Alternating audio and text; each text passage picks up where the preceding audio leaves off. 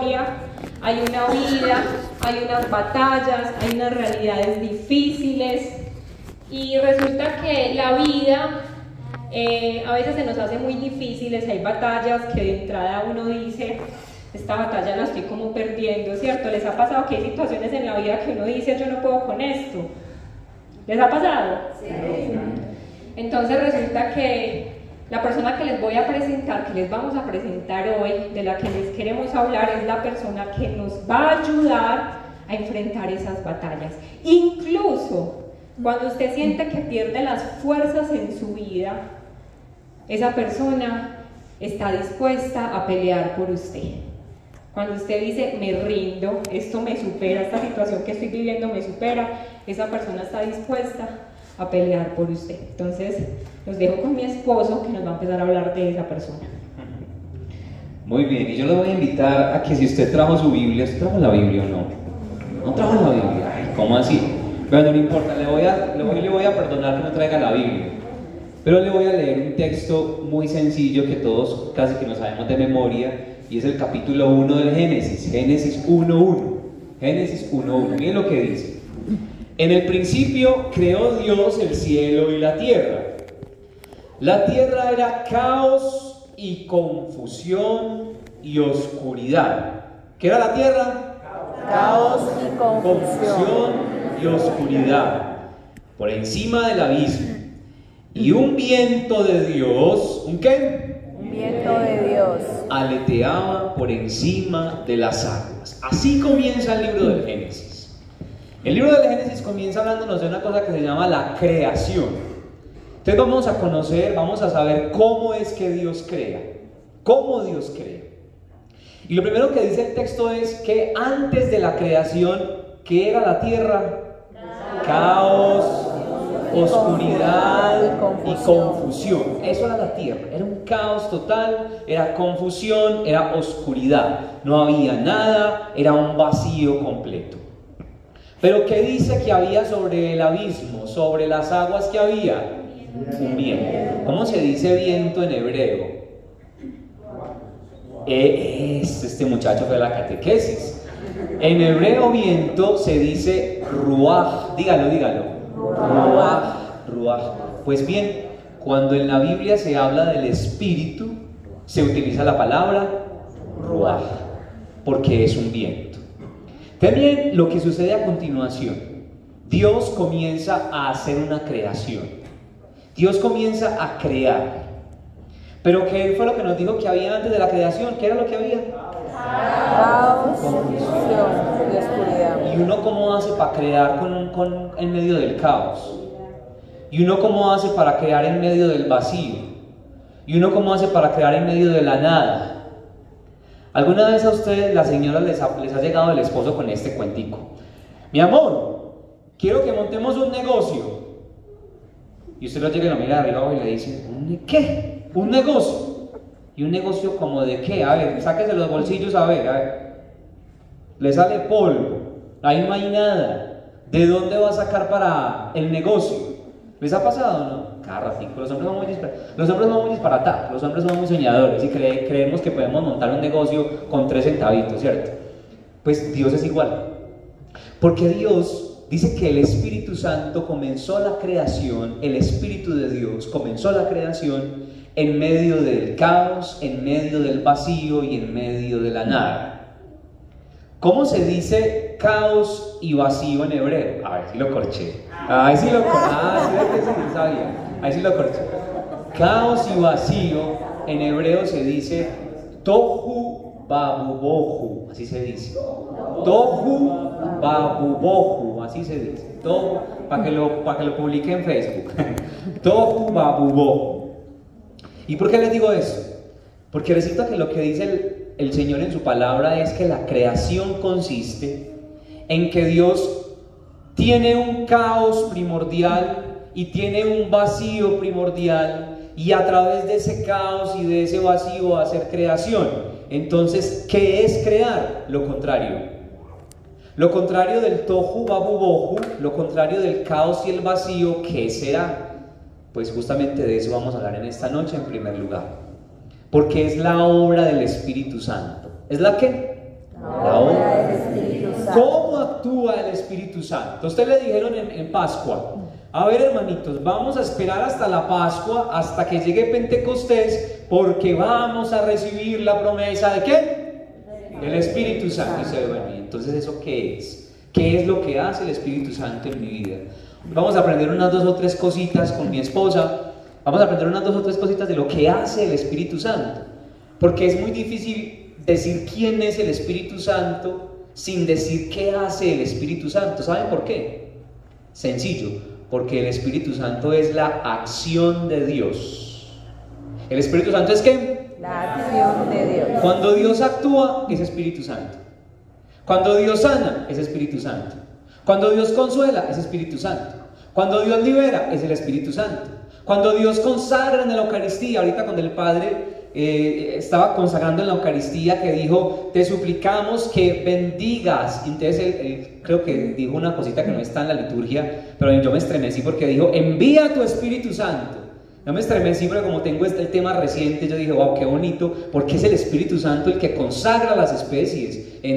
Cuando a usted lo perdonan, es el Espíritu Santo. En la confesión, cuando lo bautizan, es el Espíritu Santo, porque el Espíritu de Dios es acción. Entonces vamos a ver hoy en qué consiste la acción de Dios a través de su Espíritu. ¿Qué es lo que hace el Espíritu Santo? Atención pues. Te dice el texto que existía el caos y el vacío, el caos y la nada, el caos y la oscuridad. ¿Qué es entonces crear? Bueno, el texto comienza a decir que Dios, a través de su palabra, comienza a decir: hágase la luz, hágase las cosas, etc. Pero ¿cómo hace el Espíritu Santo para crear? Si lo que había antes era caos, ¿cómo será que el Espíritu Santo crea? Poniendo orden. La obra del Espíritu Santo es poner orden en mi vida. ¿Alguno de ustedes ha experimentado que su vida es un desorden, no? Que muchas veces uno no le encuentra como ni pies ni cabeza a la vida, que uno no le encuentra sentido a la existencia, que uno no sabe ni quién es ni para dónde va, y que uno no tiene sentido, y que uno cree que la vida como que es un completo caos. La expresión contraria al caos es el cosmos. Miren, las 2 palabras griegas. En griego, desorden se dice caos y orden se dice cosmos, de donde viene la palabra cosmética, ¿cierto? Que es como ponerle orden a la cara. Básicamente es eso, ¿no? ¿Cierto? Ponerle orden a la cara. Entonces, dice la palabra que la manera como el Espíritu Santo crea es poniéndole orden a tu vida. Poniéndole orden a tu vida. Y de una vez les adelanto una cosa muy bonita que dice el Evangelio según San Juan. Dice San Juan que el Espíritu Santo es el que convence al mundo sobre el pecado. ¿Qué es lo que hace el Espíritu? Convencer al mundo sobre el pecado. ¿Y qué significa eso? ¿Que nos convenzan de pecar más o qué? No. Cuando viene el Espíritu Santo, usted comienza a adquirir una suspicacia especial para saber dónde está el pecado. Se dio cuenta, a ver, ¿quiénes aquí hicieron recientemente retiro de Maús? A ver, los recientes, se les notan la cara. Los que están recientes, se les notan la cara, los recientes. Miren, les voy a decir esto con mucho respeto para que se rían. No hay nada más cansón que un recién convertido. No hay nada más cansón. ¿Saben por qué? Porque el recién convertido acaba de recibir el Espíritu Santo, acaba de recibirlo. Y el Espíritu Santo comienza a obrar en la vida de esa persona, y esa persona comienza a ver un montón de cosas como pecado. Y entonces comienza a darse cuenta que, hombre, es que el reggaetón es asqueroso, el reggaetón es horrible, apaguen el reggaetón. Entonces llega y le dice a la hermanita: hermanita, por favor apague esa música que es del diablo, hermanita. Pero ahí queda hermanito. Y ahora sigue con la Biblia bajo el brazo, ay, no decía Olani aquí. Porque acaba de recibir el Espíritu Santo que está poniendo su vida en orden. Entonces, cuando viene el Espíritu Santo, una de las primeras crisis que uno experimenta, hermanos, es que uno creía que tenía orden en su vida, y había cierto orden. Dicen algunos que los desordenados, en medio de nuestro desorden, tenemos orden. Y es así, ¿no? ¿Sí? Cuando yo estaba en la casa, mi mamá me organizaba la habitación y yo, para mí no era que me lo organizaba, sino que me la organizaba. Porque yo sabía que había dejado por allá los boxers, por allá las medias, por allá el reloj, por allá el celular. Y entonces, ¿qué me hizo las cosas? Se las volví a colocar en un lugar adecuado. Pero para mí el lugar adecuado era donde lo había dejado, ¿cierto? Usted le arregla el cuarto a su papá que ya está ancianito y, mejor dicho, busque dónde esconderse. Porque para el viejito, su lugar de poner los tornillos es encima de la cama.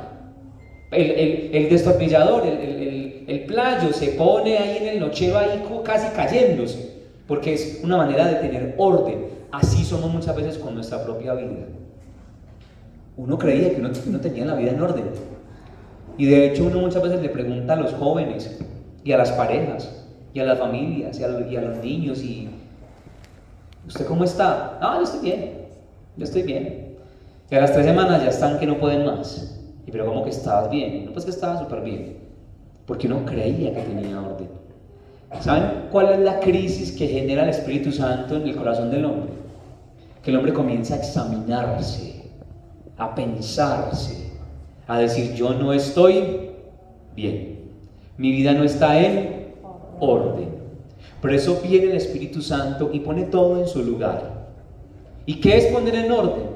Comienza a poner los sentimientos en su lugar, comienza a poner las emociones en su lugar, la economía en su lugar, la sexualidad en su lugar, las relaciones en su lugar. Eso hace el Espíritu Santo. En eso consiste la obra del Espíritu. Pero la segunda expresión es que era un abismo, era un vacío, había oscuridad, no había nada, era un vacío. ¿Cómo crea el Espíritu Santo? El Espíritu Santo crea sacando de la nada, haciendo que de la nada surja el ser. Esa es la obra del Espíritu Santo. El Espíritu es el único que es capaz de crear de la nada. Hay un padre en Medellín que me parece muy chistoso porque dice que Dios creó el mundo sin un peso en los bolsillos. Sin un peso, sin un centavo en los bolsillos creó Dios el mundo. ¿Por qué? Porque sacó de la nada, llamó a la existencia lo que no es. Y eso es un momento bonito. Ahorita mi esposa en la introducción les decía, es que el que hace las cosas imposibles se llama Espíritu de Dios, es el Señor, es nuestro Dios. Y hacer las cosas imposibles, ¿qué es? Que lo que no existe, que lo que parece, que nadie puede resolver, que nadie puede hacer, que nadie puede resolver, Dios es capaz de hacer.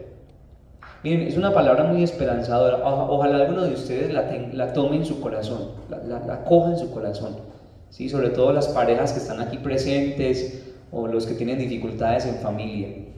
Porque uno cuando está en pareja, una de las cosas que uno se dice constantemente en la relación de pareja es: esto ya no tiene solución, esto no tiene solución, esto ya es imposible, esto ya es improbable, ya dejemos la tontera, ya dejemos la bobada, ya no más.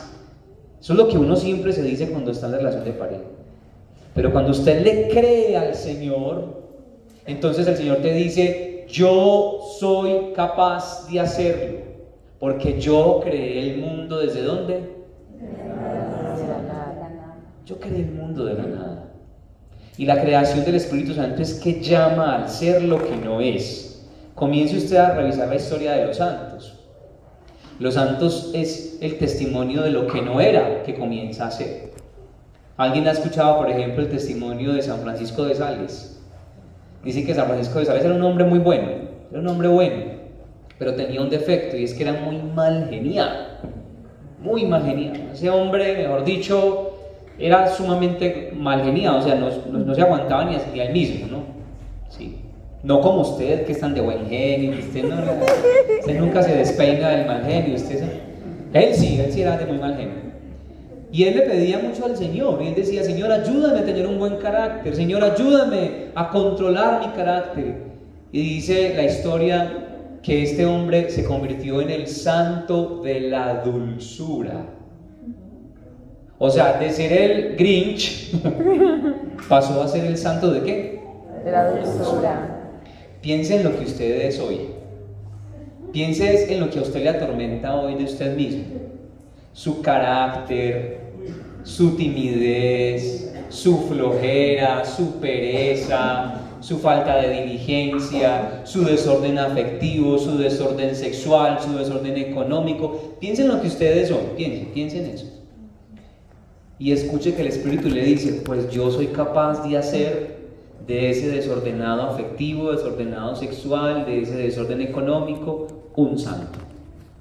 Porque yo soy capaz de hacer las cosas desde la nada, desde el vacío. Entonces, ¿qué es? ¿Quién es el Espíritu Santo? ¿Qué hace el Espíritu Santo? Es aquel que crea. ¿Cómo crea? Poniendo orden y llamando de la nada. Piense en aquella cosa que usted dice, esto no tiene solución, esto no tiene arreglo.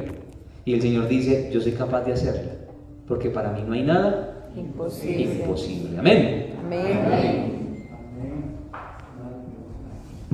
Bueno, en el Evangelio de Juan encontramos 5 veces que nos hablan del Espíritu Santo como el Paráclito. Y el Paráclito significa en griego el que viene cuando se le invoca, el que viene a nuestro lado cuando se le llama. Esa es una de las definiciones de los nombres que recibe el Espíritu Santo, el Paráclito. Eso significa el Paráclito, el que viene cuando se le llama, el que viene cuando se le invoca. Y esa palabra invoca, ¿a qué hace referencia? ¿Qué es invocar? Llamar. Es llamar, pero miren que invocar es un llamado más profundo, más hondo. Uno invoca, ¿uno a quién invoca? Invoca a Dios, a la Virgen. Generalmente el invocar es un llamado, no es un llamado como superficial, como sencillo, sino que el invocar nace desde lo profundo del corazón. Y de ahí, de esa palabra paráclito, de la definición textual, que es el que viene cuando se le invoca, se derivan muchas otras cosas. Han escuchado hablar de que es el defensor, de que es el abogado. El Espíritu Santo decimos es el defensor, es el abogado. Yo les decía ahorita, esas batallas que para nosotros son imposibles, el Espíritu Santo viene y pelea esas batallas por nosotros. Pero justamente eso pasa cuando al Espíritu Santo se le le invoca. O sea que al Espíritu Santo hay que invocarlo desde lo profundo del corazón. Y miren, yo les quiero contar 2 momentos de mi vida en los que yo he experimentado justamente eso. Miren, un primer momento, son muchos momentos, pero quiero hablarles de 2. Hace exactamente 7 años, yo estaba de misión justamente acá en Quito. Estuvimos una primera misión de 3 años acá en Quito. Y durante esa misión a mí se me enfermó mucho mi papá. Entonces un día me llamó mi hermano y me dijo que mi papá estaba súper mal. Entonces cuando ya vi que la situación se estaba complicando con él, yo decidí viajar a Colombia. Entonces yo llegué a ver a mi papá, lo encontré ya súper mal, o sea, ya casi no era consciente. De hecho, el día que yo llegué fue como el último día que mi papá habló, ¿cierto? Entonces ese día ya lo entraron al hospital. Y mi papá a los 4 días ya pues empezó en un deterioro impresionante y llegó el 12 de abril, y ese día yo estaba con él, yo fui a acompañarlo porque él estaba en la UCE y el médico dijo, no, lo vamos a pasar a habitación para que ustedes puedan estar con él, porque ya no hay nada que hacer. Yo estaba en negación, Yo le dije al médico, es el colmo, ¿cómo así que van a dejar de luchar por la vida de mi papá? ¿Cómo así que ya para una habitación? Si lo van a sacar de UCI es porque ustedes están tirando la toalla. O sea, yo estaba en negación y yo decía, no, a mi papá hay que luchar, hay que insistirle, esto no puede pasar. Y entonces, ¿cómo les parece que lo pasaron entonces para la habitación? Yo el 12 de abril me fui toda la mañana a estar con él. A las 3 de la mañana, a él lo tenían amarradito porque intentaba quitarse todo, entonces yo estaba con él. A las 3 hice la coronilla de la misericordia. Y entonces entró una enfermera, le tomó los signos vitales y me dijo, su papá está con la oxigenación súper bajita. Y entonces yo me quedé pensando, pero me quedé callada. Ella se volvió a ir y como a las 2 horas volvió, otra vez le tomó los signos vitales y me dijo, la oxigenación está muy bajita. Entonces yo le dije, ¿eso qué significa? Entonces ella me dijo, mire niña, si Si usted cree en Dios, yo le recomiendo que le pida a Dios que se lleve ya a su papá, porque ahí donde está su papá, él está sufriendo mucho. Entonces yo me quedé pasmada, pero en ese momento yo empecé a invocar. O sea, ya fue desde lo profundo, porque yo tenía una necesidad profunda. O sea, se trataba de un dolor profundo, entonces empecé a invocar la presencia del Espíritu Santo. Y llegué, llamé a mi mamá, ella en ese momento no estaba en la clínica, llamé a mi mamá, llamé a mi hermano y les dije, se vienen ya para acá. Los entré a la habitación, cerré la habitación y empecé a pedir Espíritu Santo. Ven Espíritu Santo, ven Espíritu de Dios, y empecé a alabar a Dios por la vida de mi papá. Mi papá estaba en una habitación compartida, o sea que había otro paciente y había un acompañante. Resulta que a ellos les tocó ver todo lo que pasó en esa habitación. En esa habitación empezó a haber un momento de alabanza impresionante, tanto así que mi mamá me decía, yo quiero alabar a Dios, enséñame. O sea, era un momento en el que la presencia del Espíritu se experimentaba de una manera sobrenatural. La señora era en esa silla, la acompañante era paralizada, porque lo que estábamos viviendo en esa habitación no era algo normal. Y entonces empezamos a alabar a Dios y cada uno empezó a decirle unas palabras a mi papá, a darle gracias a Dios por su vida. Y me acuerdo que mi papá en ese momento abrió los ojos, ya lleva varios días sin hablar y con los ojos cerrados. En ese momento abrió los ojos, nos miró a uno por uno, cerró los ojos y empezó a irse, ¿cierto? Empezó a irse. Miren, yo les cuento esto porque ese día yo entendí quién es el Espíritu Santo. O sea, yo entendí que el Espíritu Santo es Paráclito. Porque el momento que debía ser el momento más doloroso de mi vida, porque yo estaba despidiendo a mi persona favorita en la tierra, o sea, mi papá era mi persona favorita en la tierra, se convirtió en el momento de más gracia, de más unción. Fue una muerte impresionante. O sea, a mí la señora que estaba acompañando a mi papá me decía, yo nunca en mi vida había experimentado lo que experimenté en esta habitación.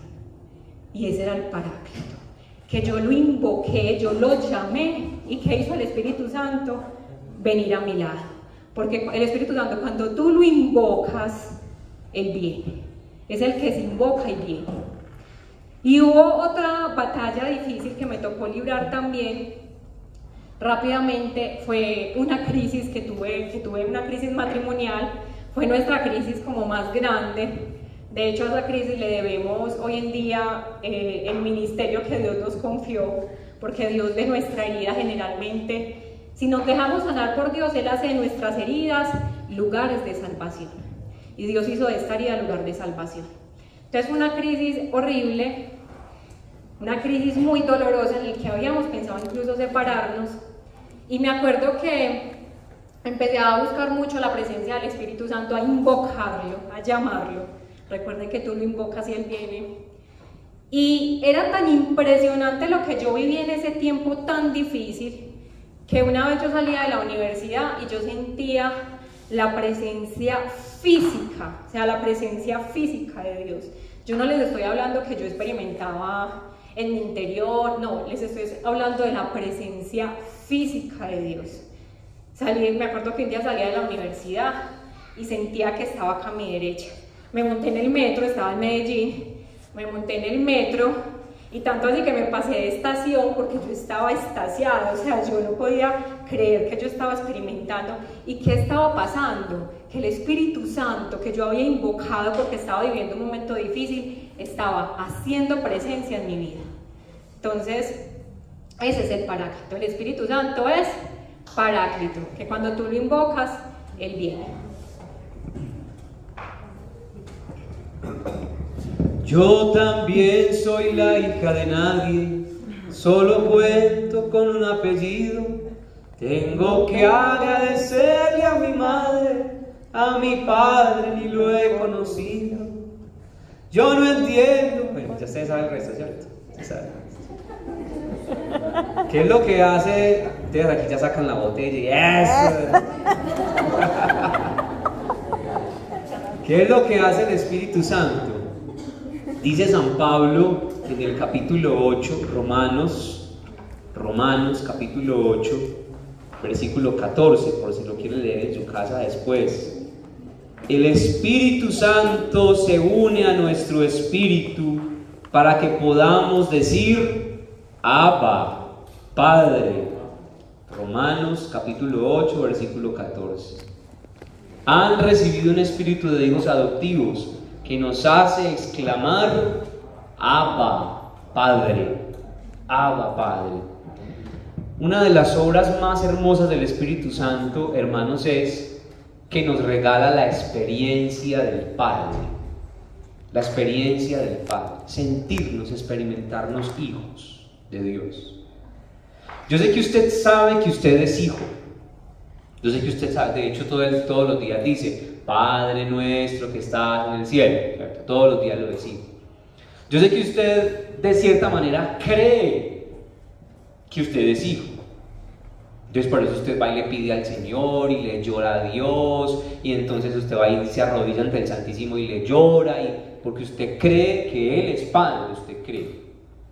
Pero una cosa es uno saber, una cosa es uno entender, asimilar intelectualmente que uno es hijo, y otra cosa es uno sentirse, experimentarse hijo de alguien. Por ejemplo, tal vez alguno de ustedes dirá, yo nunca conocí a mi papá, y cualquier día su mamá llega y le dice, mi amor, ese señor que está por allá, ese señor barrigón que está por allá sentado, ese es su papá. Entonces usted sale corriendo y dice, ay sí, papito, te amo, te adoro, así. ¿Cierto que no? ¿Por qué? Porque usted no lo experimenta, no lo siente como papá. Hay una amiga de nosotros que nos cuenta el testimonio, un testimonio sumamente duro. Nos dice que la mamá nunca les dijo quién era el papá. Y entonces solamente cuando ella comenzó a ser mujercita, que estaba ya más bien grandecita, le dijo, ese señor que está por allá en esa esquina, ese que maneja el carro, ese es su papá. Y entonces le dice, como ya sabe quién es su papá, tenga la valentía y vaya, le pide plata para que compre sus toallas higiénicas, para que compre todas sus cosas de aseo, para que usted se mantenga, porque yo no le voy a agarrar a usted nada más. Vaya, dígale al Señor. Y la obligaba a ir a ese señor, que ella nunca en su vida había conocido. Ella dice que sentía una vergüenza, que era la peor humillación del mundo ir a pedirle a ese señor que le diera cualquier cosa. ¿Por qué? ¿Ella sabía quién era su papá? Sí, sí, ¿quién es? Es el que está allá, es el que está allá, ese es. ¿Sabía quién es? Sí. ¿Lo sentía como papá? Entonces yo pienso que una de las grandes heridas del cristianismo, del catolicismo, de los hermanos en la fe, es que la mayoría nos sentimos como la hija de nadie. Como la hija de nadie. No. Tenemos a un Dios que es muy exigente. No matarás, no robarás, no tal cosa, y no sé cuántas. Y no me hable del sexto mandamiento porque tampoco. No. ¿Cierto? Se nota que no saben los mandamientos. ¿Cierto? Es un papá como que exige demasiado. Y uno le tiene como que tener mucho respeto. Y uno tiene como que, Dios mío, es que incluso hasta como que se enoja mucho, ¿no? Y ni hablemos de la paila mocha, porque a lo mejor para allá vamos todos.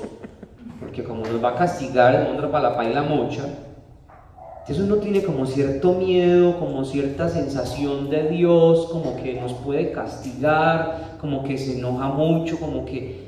¿Y saben qué dice el apóstol San Pablo de la obra del Espíritu Santo? Que Él viene a nosotros y nos regala la certeza. O sea, no es que usted sepa, usted ya lo sabe, ya le dimos incluso el acta de bautismo.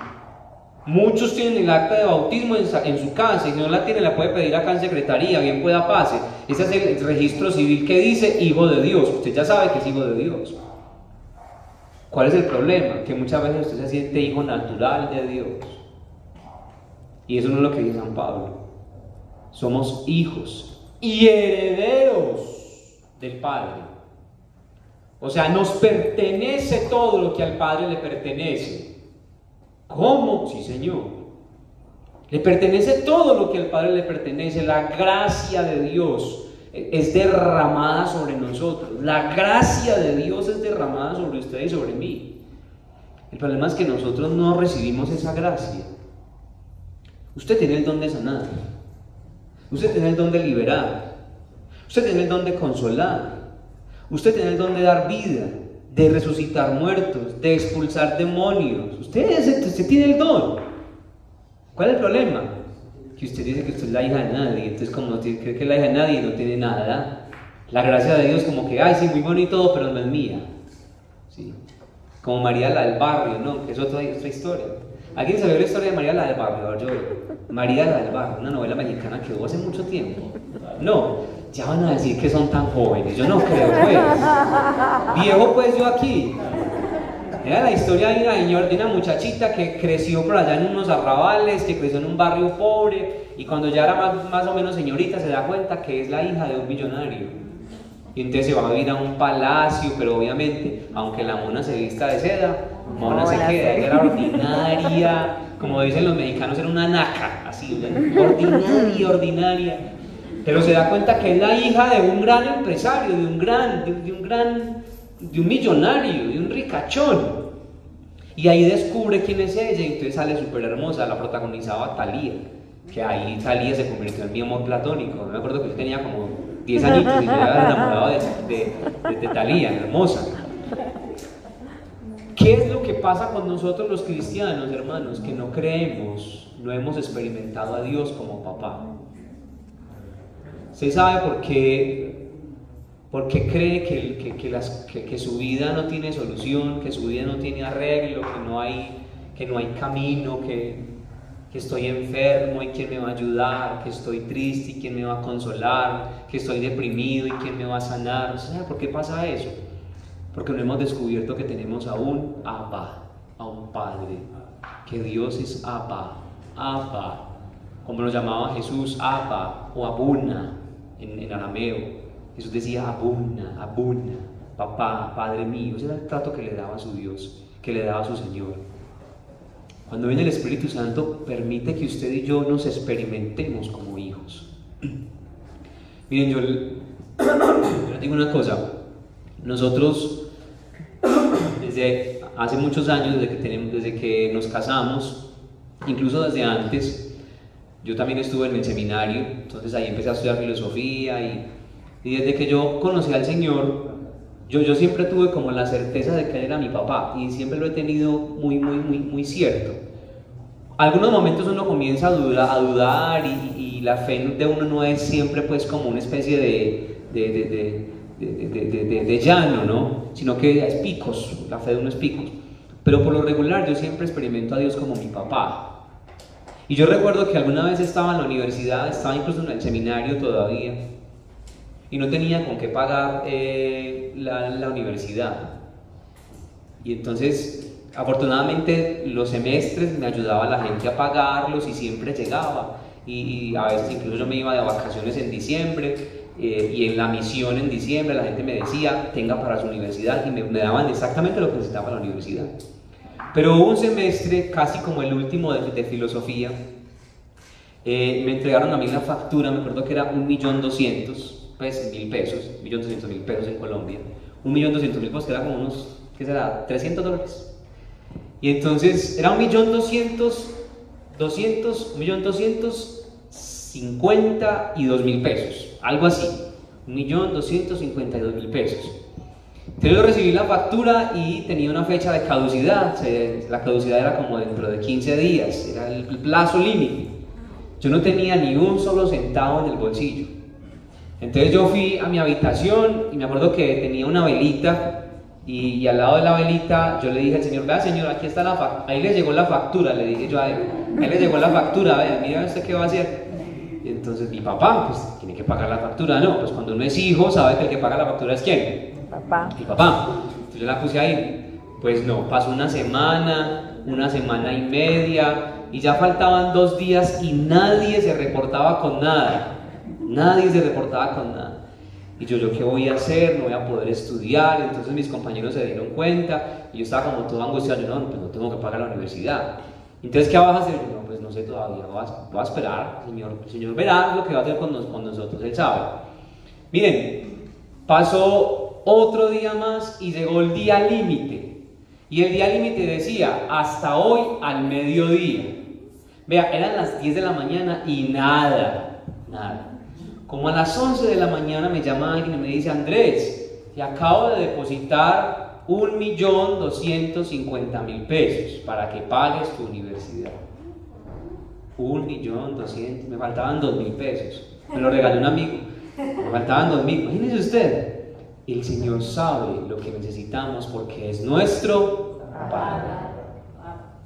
Nosotros somos misioneros y desde que nos conocemos pues hemos sido misioneros, y la gente cuando le decimos que somos misioneros nos miran de arriba abajo, como que ustedes están locos, completamente locos. Nada más en estos días hablábamos con un padrecito, le decíamos: padre, no, nosotros somos misioneros. Es que bueno, con razón la cara de locos, porque si misioneros tienen que estar locos, pues, misioneros tienen que estar locos. Nosotros no tenemos un empleo fijo ni salario fijo, nosotros hemos decidido vivir desde la providencia, lo que el Señor quiera darnos. Y la gente nos dice: ustedes enloquecieron. Miren, nunca nos ha faltado nada, ni a nosotros ni a nuestros hijos. Y entonces cuando se dio la posibilidad de que volviéramos al Ecuador, porque habíamos vivido acá en Ecuador un tiempo, fuimos a Colombia y regresamos, y entonces cuando se dio la posibilidad, yo le decía al Señor: Señor, ¿y a dónde vamos a vivir? Señor, ¿y entonces qué va a pasar? Y no sé cuántas. Y entonces estábamos empacando las maletas y ni siquiera sabíamos dónde íbamos a vivir con nuestros niños. Y dije: no, pues si alguna cosa, no sé, vivimos por ahí, el Señor ya verá dónde vamos a vivir. Estábamos ya con la maleta empacada y habíamos comprado el ticket a Pasto, que nos vinimos por Pasto. Entonces compramos el ticket a Pasto y ya teníamos todo listo. Cuando nos llama una amiga y nos dice: Andrés, ¿se acuerda que yo tengo un hermano que es sacerdote? Y yo le dije: sí, pues nos está esperando aquí porque les va a dar una parroquia para que vivan en ella y no les va a cobrar nada para que tengan donde vivir. Y tiene todo, tiene cocina, tiene cama, tiene todo, ahí pueden quedarse. Y llegamos a esa parroquia. Y me dice: ¿ustedes qué van a comer? Ah, no, el Señor verá. El Señor verá, es que Él es el Padre. No, papá no es el que tiene que responder por todo. Él es el que tiene que responder. Y lo hace, porque es misericordioso y nos ama. Todo el tiempo. El problema es que nosotros casi no creemos en eso y por eso no disfrutamos casi la vida. Nada más esta mañana estaba escuchando la entrevista de un pobre asambleísta que estaba diciendo que se ganaba 3.000, 5.000 dólares, y el pobre viejecito sin nadita que comer. Entonces por ahí había un meme que vamos a hacer un chancho solidario para ayudar al asambleísta que llegue a fin de mes. Pero ¿sabe de dónde viene eso? Eso viene de que él se siente huérfano. Un sentimiento de orfandad. Su problema es un sentimiento de orfandad. Su soledad es un problema de orfandad. Su afectividad desorganizada es un problema de orfandad. Porque usted tiene que estar buscando a toda hora un papá. Sí, como dice la cantante Mon Laferte. Mon Laferte dice, y le canta al papá. Y dice: todo el tiempo me he pasado buscándote a ti, buscando tu paternidad, tu humanidad, tu paternidad. Porque cuando uno es desordenado afectivamente, eso, por ahí es la cosa, ¿no? Es un problema es que no puedo estudiar, es que no tengo plata. Y usted que le necesita plata para estudiar, láncese. Si el Señor lo quiere, Él le va a dar. El Señor me dijo: estudio una maestría. Y yo: una maestría. Yo estaba viviendo en Colombia, me ganaba el mínimo, con 2 niños, para pagar arriendo, comida. Que una maestría, usted está enloqueciendo, Señor, ¿y de dónde? No, hágala. Y yo: bueno, yo la voy a hacer. ¿Y usted pone la plata? Sí, Señor, yo la pongo. Listo. Trato hecho. Y ahí poco a poco lo fui haciendo. Y a veces me sobra, a veces incluso me daba la plata y yo decía: Señor, déjeme gastar esa plática en otra cosa. Y no es para la maestría. Yo: es que hay que empezar a botar toda esa plata en la maestría. Y es para la maestría. Pero Él la proveía, Él la provee. ¿Saben por qué? Porque es un padre, porque es mi papá. Cuando nació mi hijo Francisco, yo viví una experiencia muy bonita de la paternidad de Dios. Yo tenía una preocupación muy grande, y la preocupación era que yo no tuve un buen papá. Mi papá era un papá muy ausente y un campesino más bien violento, bebedor, pues un campesino tradicional de Colombia. Y él no nos dio pues como mucho afecto ni nada, y yo decía, ¿yo qué clase de papá voy a ser? Y yo me mantenía con esa duda cuando yo estaba embarazada. Y faltaban unos días antes para nacer Francisco, que es el primer hijo, y yo comencé a experimentar, en un momento de oración, el Señor me decía, Andrés, yo quiero que tú sepas que cuando tú te haces papá, te haces como yo. O sea, tú a partir de este momento vas a entender lo que yo siento por ti, así me dijo el Señor. A partir de este momento vas a entender lo que yo siento por ti. Y cuando tu hijo se enferme, vas a ver lo que yo siento cuando vos te enfermas. Y cuando su hijo esté triste, vas a ver lo que yo siento cuando tú estás triste. O sea, tu paternidad va a ser una manera de comprender lo que yo siento por ti cuando estás mal, cuando no tienes que comer, cuando no tienes vestido, cuando no tienes... Eso es lo mismo que yo siento, porque Dios es nuestro papá, es mi papá. Y el que hace eso en nosotros es el Espíritu Santo. Tal vez usted no tuvo ni siquiera un papá en la tierra, un buen papá en la tierra. Pero viene el Espíritu Santo y te dice, tú tienes un verdadero papá. Y ese papá se llama Dios. Y cuando uno entiende eso, hermano, la vida le cambia. Porque la vida deja de ser un trabajo aburridor, un trabajo que no me gusta, un empleo que no me gusta, un salario mal pago, una casa fea, una casa oscura, en un barrio feo. La vida deja de ser eso. La vida deja de ser eso. Y la vida comienza a ser el lugar donde Dios me bendice, donde Dios me dice te amo todo el tiempo. Porque es nuestro Padre. Por eso que venga el Espíritu Santo, ¿sí o no? Que venga el Espíritu Santo y nos regale la certeza de que Él es nuestro Padre. Voy a hablar de uno último para que entremos en un momentico de oración, porque la oración es lo más importante. Entonces, ¿qué hace el Espíritu Santo? El Espíritu Santo viene a formar a Cristo en nosotros. ¿Qué hace? Formar a Cristo en nosotros.